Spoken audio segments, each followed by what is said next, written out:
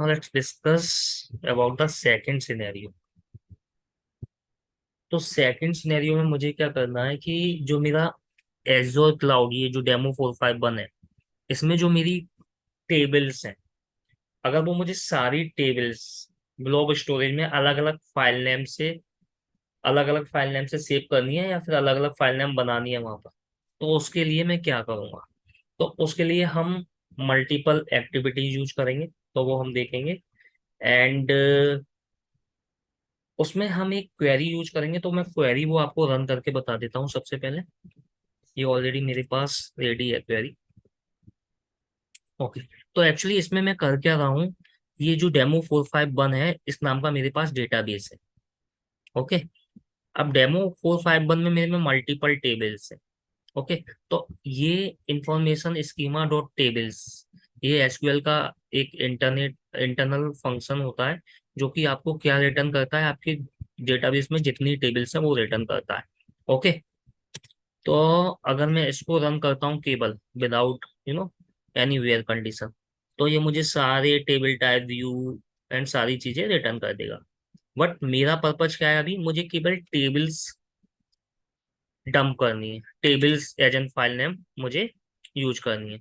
तो मैंने यहाँ पे इसलिए where table type equal to base table select किया। ओके। तो मेरे पास जितनी भी टेबल्स थी मेरी सारी आ गई। अगर मैं इस क्वेरी को यूज करूंगा तो मेरी सारी tables as an file create हो जाएंगी, जितना भी इसमें डेटा है पूरा एज इट इज फाइल बन जाएगी। उसके लिए हम एक पाइपलाइन बनाएंगे, उसमें भी मल्टीपल स्टेप्स होंगे, तो वो अभी हम स्टेप बाय स्टेप देखेंगे। बट मैं अभी for the demo purpose I am not populating all the tables. मैं पॉपुलेट कर रहा हूँ कोई तीन टेबल।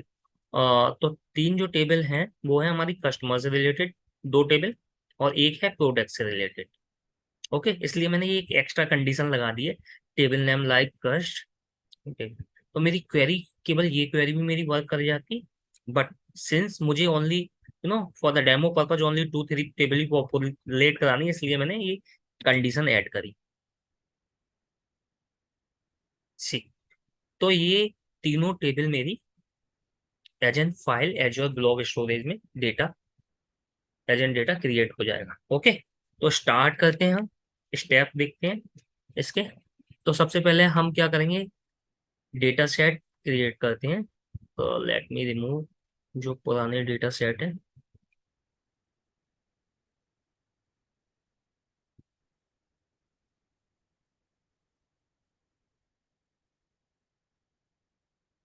तो सबसे पहले हमको क्या करना होगा, सबसे पहले हमको सिंपली इस डेटाबेस से कनेक्ट करना होगा जो कि एज्योर का है। तो उसके लिए हम एक डेटा सेट बनाते हैं, सो दैट हम इससे कनेक्ट कर पाए। New data set and azure SQL, since ये एज्योर पे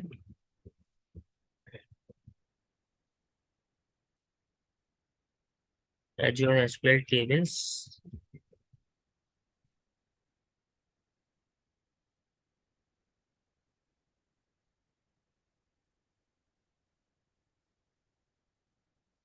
azure SQL table and let me create link service for the same.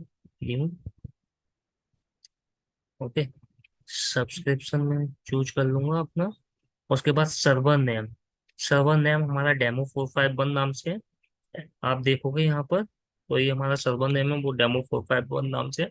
And database भी डेमो 451 नाम से है। डेटाबेस भी डेमो 451 नाम से है।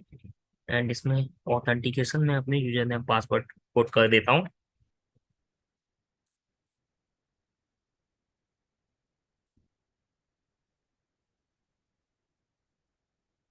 टेस्ट कनेक्शन से हम चेक कर सकते हैं कनेक्शन सक्सेसफुल हो रहा है या नहीं। See connection successful.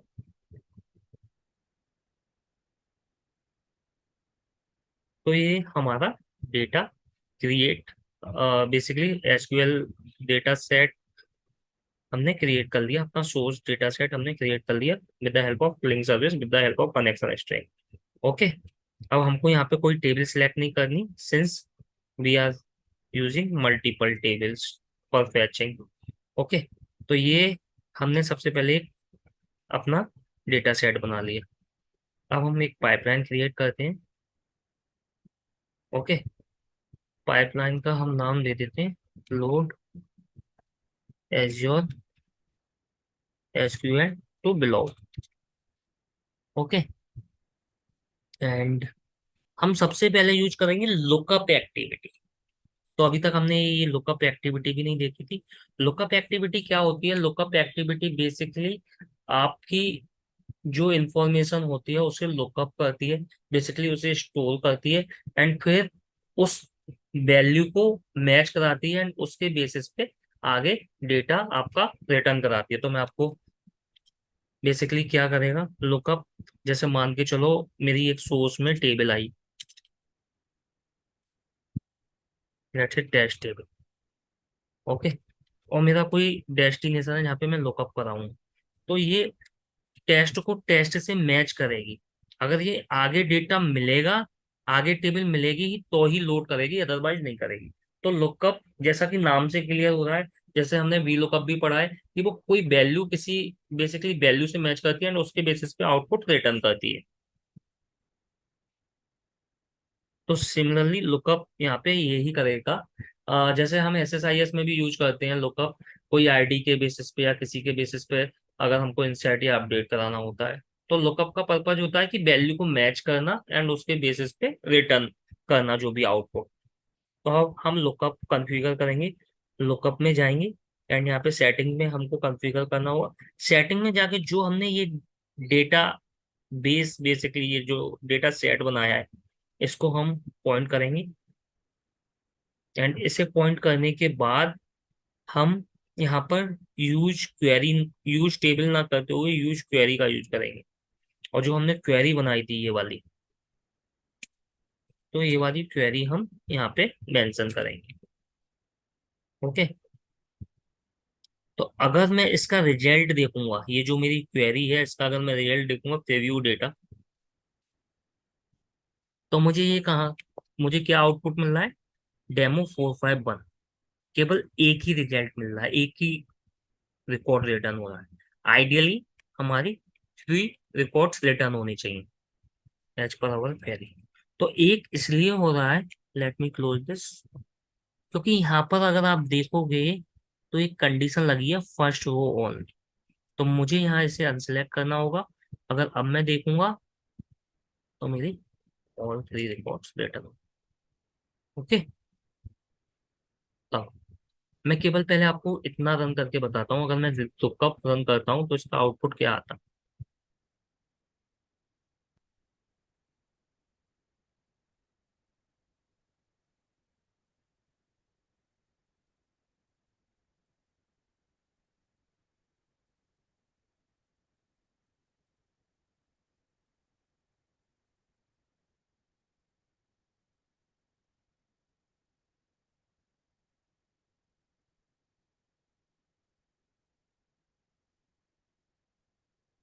ठीक, इसका आउटपुट क्या है?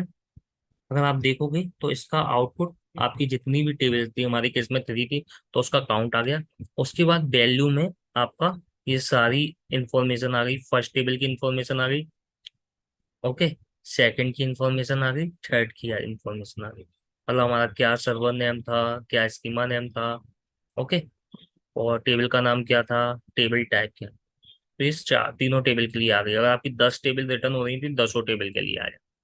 ओके, तो आप ये देख रहे हो ये पूरी जो वैल्यू है इसमें पूरी इंफॉर्मेशन ये स्टोर हो रही है, और काउंट में इसका काउंट आ रहा है। ओके, तो इसको ध्यान से, इसलिए मैं आपको स्पेसिफिक पॉइंट कर रहा हूँ क्योंकि इनको आप आगे इसको यूज करेंगे जो ये वैल्यू ऑप्शन है। ओके, अब आप लोगों को पता है, सिंस आप मल्टीपल सेशंस ऑलरेडी अटेंड कर चुके, कि अगर हमारे पास मल्टीपल चीजें हों, अगर उसको हमको इटरेट कराना है तो उसके लिए हम यूज करते हैं फॉर ईच लूप। तो अब हम यूज करेंगे for each loop. Okay, for each loop से क्या कराना है मुझे? मल्टीपल। तो उसकी सेटिंग पे जाएंगे, आइटम्स पे जाएंगे, एंड यहाँ पर जाकर इसका जो लुकअप आउटपुट है ये, हम, पर हमें आउटपुट से क्या चाहिए? हमको पूरा आउटपुट नहीं चाहिए, हमको क्या चाहिए? केवल वैल्यू। जो मैंने अभी आपको दिखाई थी वैल्यू में सारी इंफॉर्मेशन स्टोर हो रही है। Okay, hold for a second guys.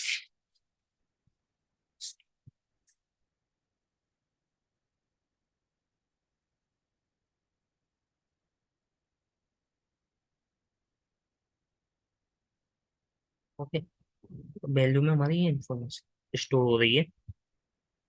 Okay, अब हमको क्या कराना है, हमारी ये एक एक टेबल वन बाई वन इसमें आएगी। तो अब हमको लुकअप करानी है वो टेबल। तो लुकअप करा के हमको क्या करानी है, डंप करानी है। तो हम क्या करेंगे, कॉपी डेटा यूज करेंगे। ओके, कॉपी डेटा में अब हम सोर्स एंड सिंक लेंगे।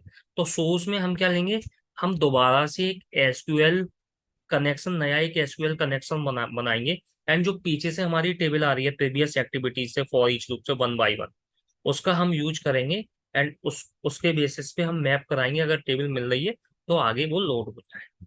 ओके, तो हम अब इसमें जो हमारा एज्योर कनेक्शन है, दोबारा से हम नया कनेक्शन बनाएंगे, उसी से कनेक्ट कराएंगे लुकअप कराने के लिए।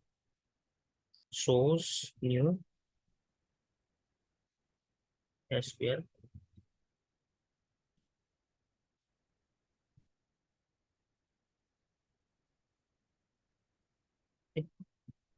Link service new.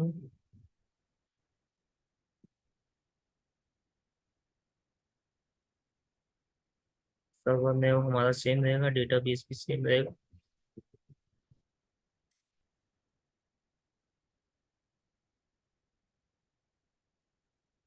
It is taking time या।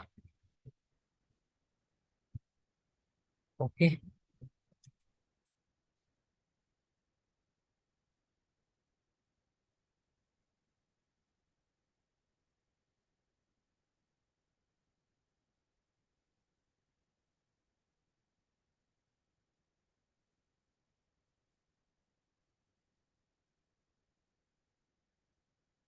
Let me edit this. सब मैं इसको एडिट कराऊंगा। एक्चुअली मैं अब एक्चुअली हो क्या रहा है, मेरी one by one multiple table I है। तो इसके लिए मैं पैरामीटर्स क्रिएट करूंगा।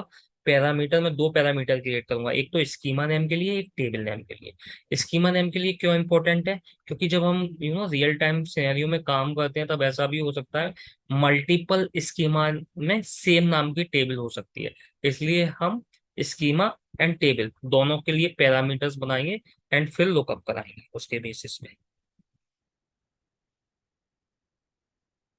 तो मैं यहाँ पर जाऊंगा, पैरामीटर लूंगा न्यू, एक मेरा स्कीमा नेम, ये मेरा टेबल नेम। ओके, अब कनेक्शन पे जाऊंगा। ओके, यहाँ पे एडिट पे क्लिक करूंगा। एंड जो मैंने पैरामीटर लिया है टेबल नेम, इसमें मैं टेबल नेम ले लूंगा, एड स्कीमा नेम। ओके, अब मैं वापस मेरी पाइपलाइन पे जाता हूँ। पाइपलाइन में अब ये दोनों मेरे schema name and table name आ जाने चाहिए। Okay, so let me change see. मेरे ये दोनों schema name and table name आ गए। अब मुझे जो schema name and table name चाहिए वो कहाँ से चाहिए, फॉर ईच लूप से, जो पीछ मतलब प्रीवियस एक्टिविटीज से आ रहे हैं। तो मैं स्कीमा नेम पे क्लिक करूंगा एंड यहाँ पे क्लिक करूंगा एंड फॉर ईच। अब मुझे क्या चाहिए यहाँ पर, ये मेरा स्कीमा है ना, तो मेरी उसमें क्या क्या वैल्यू आ रही थी, मेरी चार वैल्यू आई थी, अगर आपको याद हो मैं दिखा देता हूँ आपको। Table schema, table name, table type and catalogue. तो मुझे आइटम में क्या चाहिए, टेबल स्कीमा, क्योंकि यहाँ पर मैं टेबल स्कीमा ले रहा हूँ। तो मैं item dot table schema select कर लूंगा, जिससे मेरा टेबल स्कीमा आ जाएगा। उसके बाद यहाँ पर मैं करूंगा item dot table name,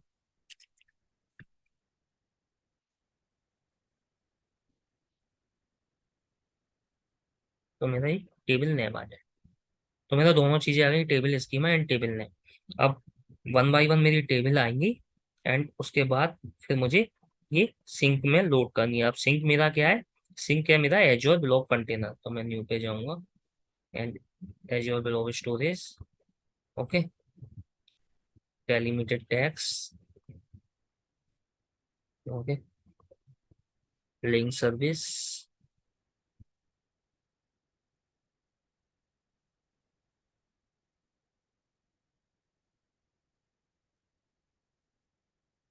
first pipeline,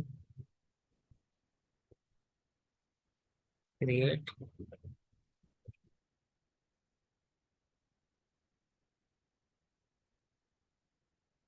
container में सिलेक्ट कर लेता हूँ सोर्स, एंड सोर्स में मेरी कस्टमर एंड एम्प्लॉय नाम की टेबल है। तो मैं एक बार जाता हूँ यहाँ पर, एंड जो मेरा बेसिकली डेमो फर्स्ट पाइपलाइन है उसके कंटेनर पे जाता हूँ।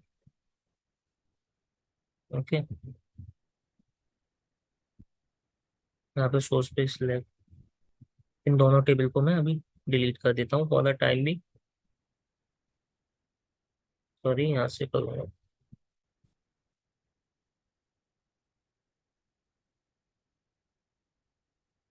I don't have anything here now if I refresh it। Okay, अब मुझे यहाँ पे क्या करना है, जो मेरा ये है, अगेन मेरी फाइल जो डायनामिक है, तो मैं डायनामिक लेना पड़ेगा मुझे पैरामीटर, क्योंकि मेरी मल्टीपल फाइल्स आएंगी, तो उसके लिए मैं पैरामीटर बनाऊंगा फाइल नेम, एंड उसको मैं यहाँ पे कनेक्शन स्ट्रिंग में पास कराऊंगा फाइल नेम। एंड वापस हम लोड एजूर ग्लोबल स्टोरेज पे चलते हैं, एंड जो हमारी फाइल आ रही है वो कहाँ से आ रही है, कॉपी में जो हमने आइटम लिया था वहां से। तब आइटम में अब मुझे क्या सिलेक्ट करना है, एक्चुअली अब मुझे जो मेरी फाइल आ रही है, मुझे स्कीमा एंड टेबल दोनों ही यूज करना है। तो इसके लिए मैं कॉनकेट फंक्शन का यूज करूंगा, कॉनकेट। ओके, कॉनकेट में मुझे क्या चाहिए, सबसे पहले चाहिए मुझे स्कीमा, तो item dot table schema. Okay, comma, उसके बाद मेरा अंडरस्कोर आ जाए बीच में। उसके बाद मुझे क्या चाहिए, टेबल नेम, तो item dot table name. Okay, उसके बाद लेट से मैं CSV या डॉट टेक्स्ट यहाँ पे दे सकता हूँ। तो मैंने क्या किया, ये कॉन्केट करा दिया मेरा स्कीमा, जो भी आए मेरी फाइल, पहले स्कीमा का नाम आए, फिर टेबल का नाम आए, एंड फिर वो डॉट टेक्स्ट में ये सारी चीजें कॉन्केट होके मेरी फाइल क्रिएट हो जाए अलग अलग नाम से। Let me click okay, and let me execute this.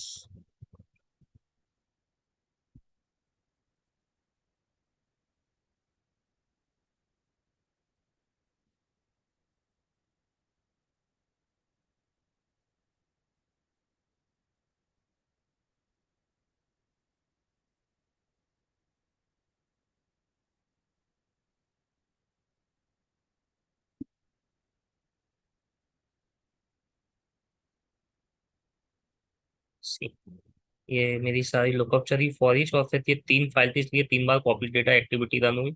अब मैं इसे रिफ्रेश करूंगा, तो ये मेरी तीनों फाइल है, तीनों टेबल का डेटा।